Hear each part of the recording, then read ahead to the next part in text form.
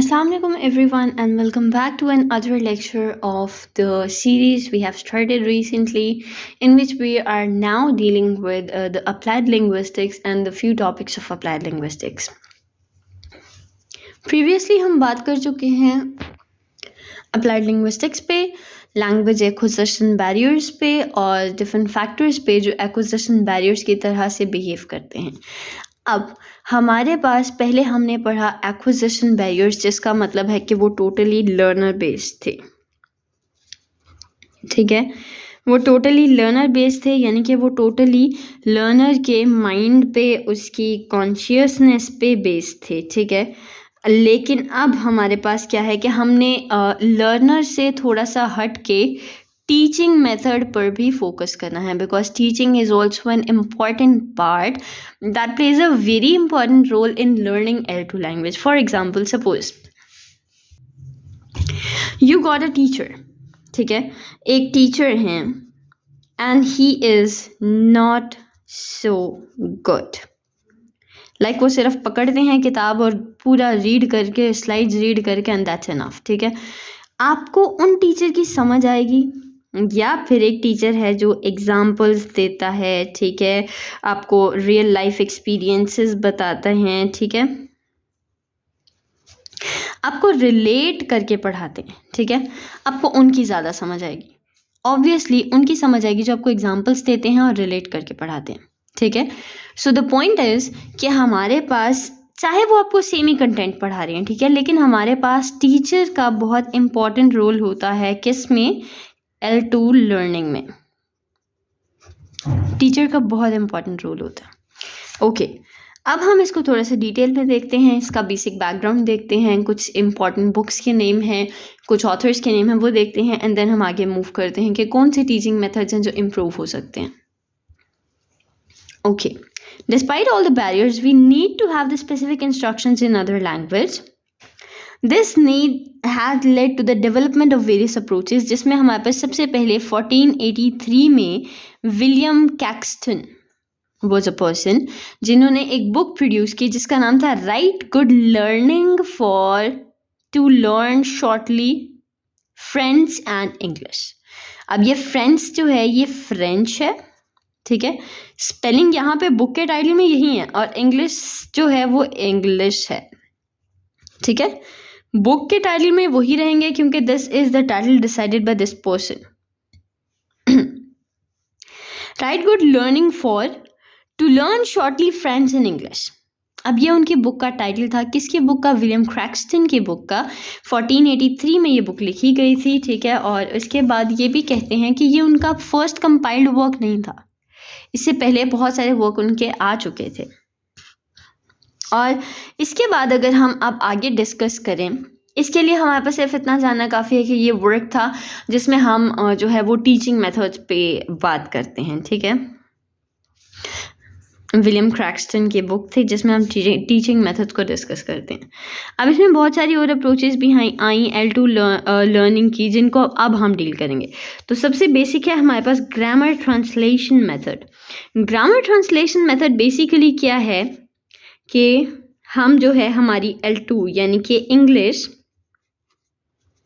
उसको भी हम मैथ्स की तरह पढ़ें या उर्दू की तरह पढ़ें, या फिर हम उसको भी फिलॉसफी की तरह पढ़ें. ठीक है, हर सब्जेक्ट में कुछ इनकी वोकैबुलरी होती है. ठीक है, इनके स्पेसिफिक वोकैबुलरी होती है, इनके जो हैं वो रूल्स होते हैं. ठीक है, अब ये जो ग्रामर ट्रांसलेशन मेथड है दैट सेज कि हमारे पास जो हमारी L2 है उसको भी हम इन सब्जेक्ट्स की तरह स्टडी करेंगे, यानी कि उसकी वोकैबुलरी को देखें, उसके रूल्स को देखें, उसकी जो है वो ग्रामर को देखें. तो ये सारी चीज़ें हम इसको एज एन एकेडमिक सब्जेक्ट लेके चलें. ठीक है, हालांकि हमारा पर्पस क्या है? सेकेंड लैंग्वेज लर्निंग, ये हमारा पर्पस है. हमने लैंग्वेज सीखनी है. We are not suppose to learn a subject. लेकिन यहाँ पे इस ग्रामर ट्रांसलेशन मेथड के अकॉर्डिंग ये कहा गया कि आप अपनी जो सेकेंड लैंग्वेज है उसको भी डिफरेंट सब्जेक्ट्स की तरह लेके चलेंगे. ठीक है, अब इसको अगर थोड़ा सा डिस्कस करें कि the most traditional way to learn L2 is to treat L2 same as other academic learning subjects. The thing I discussed here कि हमारे पास L2 को लर्न करने के लिए भी उसको अगर इस ग्रामर ट्रांसलेशन मेथड के थ्रू हम देखें तो उसमें हमें ये करना पड़ेगा कि उसको डिफरेंट एकेडमिक सब्जेक्ट्स की तरह ही पढ़ना पड़ेगा.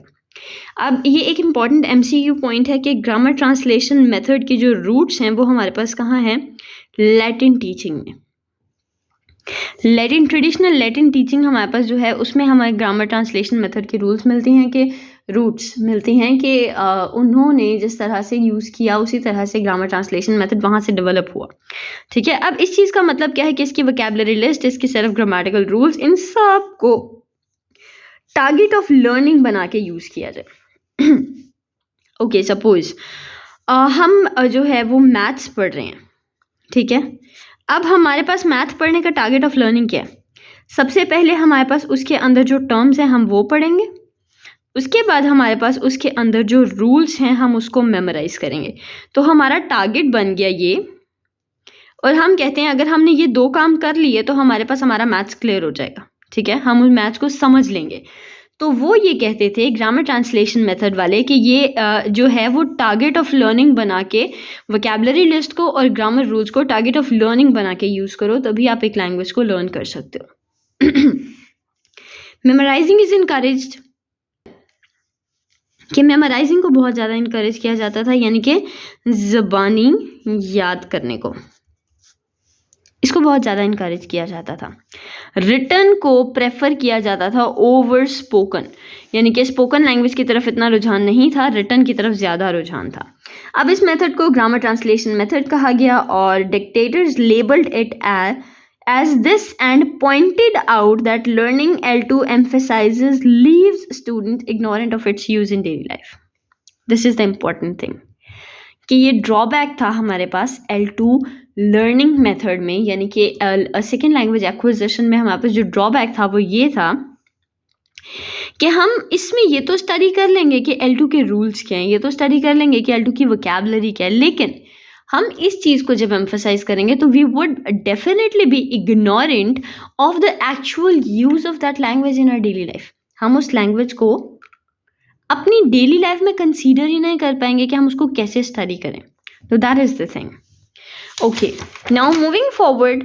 अब ये मेथड जो है grammar translation method, this method produce the successful L2 learners, but still students find it difficult to use L2 as the language when confronted by the natives. वही चीज़ कि हमारी रिटन तो बेटर हो जाएगी इससे, ठीक है, लेकिन स्पोकन का क्या? एक लैंग्वेज का पर्पस क्या होता है? कम्युनिकेशन ना. अब जब हम कम्युनिकेट ही नहीं कर पा रहे तो फिर हमारी स्पोकन तो गई ना. तो जो ग्रामर ट्रांसलेशन मेथड है उसके थ्रू हमारी स्पोकन एबिलिटीज़ अफेक्ट हो रही थी. दैट्स वाई उसको रिजेक्ट करके एक नया मेथड आया, that is audio lingual method. ठीक है, ऑडियो लिंगुअल मेथड का मतलब है, एज हमें नाम से क्लियर है, that is related to spoken या साउंड. अब ऑडियो लिंगुअल मेथड का जो एम्फेसिस था वो स्पोकन लैंग्वेज पे था. ठीक है, इसका एम्फेसिस कहाँ था? स्पोकन लैंग्वेज पे. और ये मिड 20th सेंचुरी में पॉपुलर हुई. ये MCQ स्टेटमेंट है, इंपॉर्टेंट MCQ स्टेटमेंट है कि मिड 20th सेंचुरी में ये पॉपुलर हुई थी ऑडियो लिंगुअल मेथड. अब इसमें हमारे पास क्या था कि it is the systematic preparation of the structure of L2 from simple to complex and students have to drill. ये ड्रिल जो है, ड्रिल का मतलब होता है रिपीट अगेन. ठीक है, जैसे सपोज अभी क्लास में जब छोटे बच्चे होते हैं, ठीक है, अभी हम उनको बोलते हैं A फॉर एप्पल, और वो पीछे पूरी क्लास बोलती है A for apple and same it as it is B for ball, C for cat. हम वो उनको ड्रिल करा रहे हैं, यानी कि उनको रिपीट करा रहे हैं वो बात again and again till the time वो उस चीज़ में एफिशिएंट नहीं हो जाते. तो यहाँ पे हमारे पास क्या आया कि audio lingual method is concerned with repeating sounds till the time you learn them. ठीक है, जब तक आप साउंड्स आपको आप तब तक रिपीट करते हैं जब तक आप उन साउंड्स को सीख नहीं लेते. ये हमारे पास होता है ऑडियो लिंगुअल मेथड.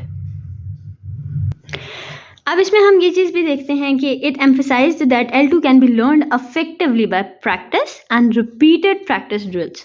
वही चीज़, repeat again and again till the time you learn something. लेकिन उसके बाद हमारे पास क्या हुआ